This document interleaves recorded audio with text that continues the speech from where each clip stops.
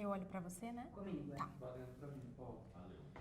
Podemos? Podemos. Então, não vou tomar muito seu tempo. Eu Tranquilo. queria só que você contasse rapidinho a sua história, porque sua história é muito legal, né? Ela começa assim, quer dizer, essa parte agora, essa guinada que começou com a demissão.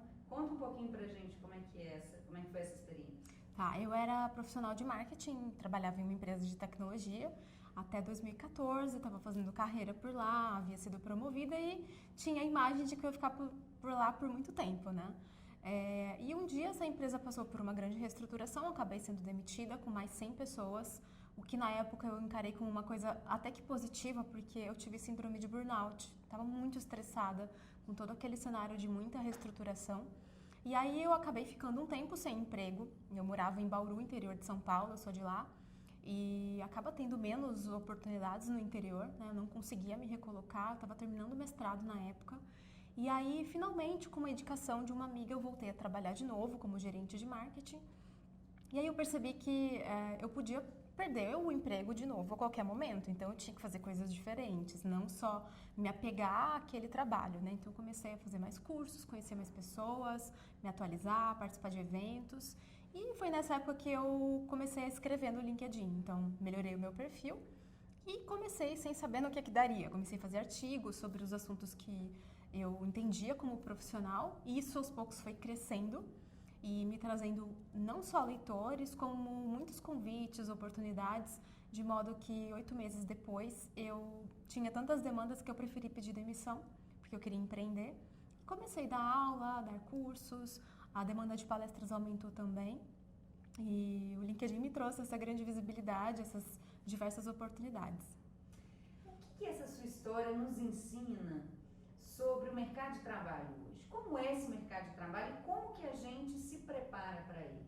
Bom, independentemente se você é concursado, se você está em uma empresa privada, a gente precisa ter a consciência, né, dessa autorresponsabilidade de fazer acontecer, de se mexer, se reinventar, porque o mercado muda muito rápido, né, as tecnologias evoluem, não dá pra gente ficar parado só esperando e achando que aquilo é seu para sempre. Porque mesmo no mundo do concurso, ainda que você tenha essa garantia de que aquele trabalho é seu, se você não se mexer e pensar coisas novas, você vai acabar ficando entediado, né? Às vezes o seu cenário não muda por uma questão de vários fatores, né, que impedem, sei lá, que você cresça na sua carreira, e aí você vai de fato ficar com esse tédio, né? Então a gente tem que olhar para o que está acontecendo no mundo e dar um passo, fazer acontecer e se reinventar o tempo todo, porque as profissões estão sendo reinventadas. E você se reinventou no mundo digital. E aí você fala, né, sobre essa relação entre o real e o digital. Como é que é? São pessoas, personas diferentes ou não? Você no digital tem que ser o reflexo de você no mundo real? Como é que é essa relação entre os nossos perfis, né, as nossas vidas reais e virtuais? Quando eu comecei a usar mais a internet, eu ainda era nova, com 17 anos eu criei um portal na internet para ensinar espanhol. E naquela época eu lembro que não tinha o Google, tinha o KD.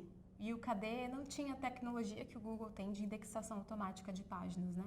Você tinha que dizer para o KD que você tinha um site.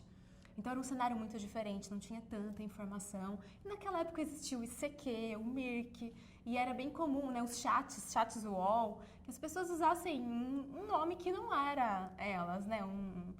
Eu lembro, por exemplo, que eu era Garota de Azul, era o nome que eu usava no Mirk. Então naquela época a gente tinha meio que essa divisão entre a minha vida real e a minha vida digital. Isso foi acabando com o tempo, né? A gente precisa ter essa noção hoje de que você é o mesmo. E que não é porque uma tela te protege que você não tem que ser cuidadoso com o que você faz. E não só com o que você escreve, mas com o que você curte, com o que você endossa. Né? É bastante sério, pode interferir na sua carreira, pode ser usado para o bem e para o mal. Às vezes, e aí assim, pensando nesse público de hoje, a gente está num mundo muito em transformação. E assim, eu já ouvi alguém falando que a gente é meio aquele artesão da era pré-industrial, que de repente vê chegando umas máquinas, você não sabe como é que elas funcionam e elas vão acabar te engolindo. Sim. Como é que é essa...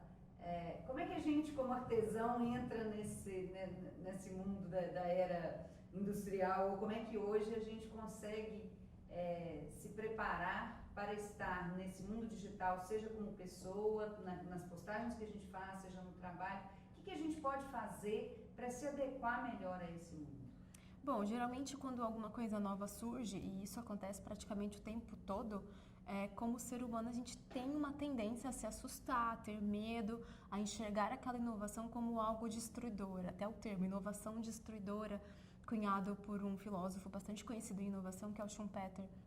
E aí a gente tem aquela resistência de não, vamos impedir, isso vai estragar o meu trabalho, isso vai me trazer concorrência. Mas na verdade a gente precisa estar o tempo todo alerta, ver o que está acontecendo, entender como aquilo pode agregar no meu trabalho, como eu me reinvento e que de fato algumas coisas serão substituídas. Em alguns aspectos o trabalho humano será substituído por tecnologia, já vem sendo, né?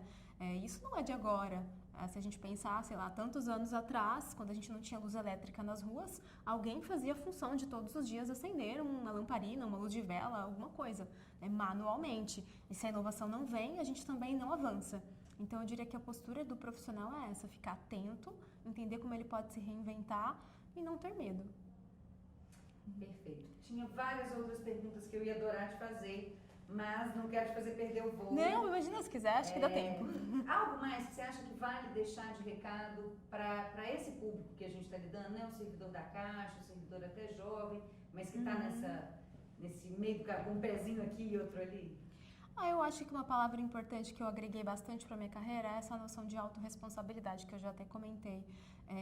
De você não esperar do outro, não colocar culpa no outro, desculpas, você fazer acontecer, você olhar, você discutir, você entender os problemas, procurar alternativas, procurar soluções e começar com você.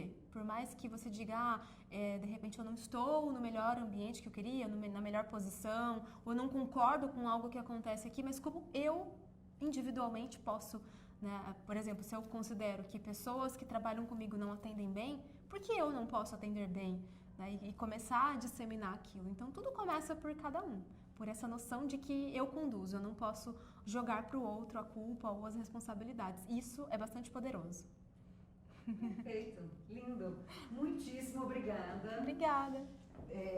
Vamos lá, vou descer com suas malas, estou com medo agora das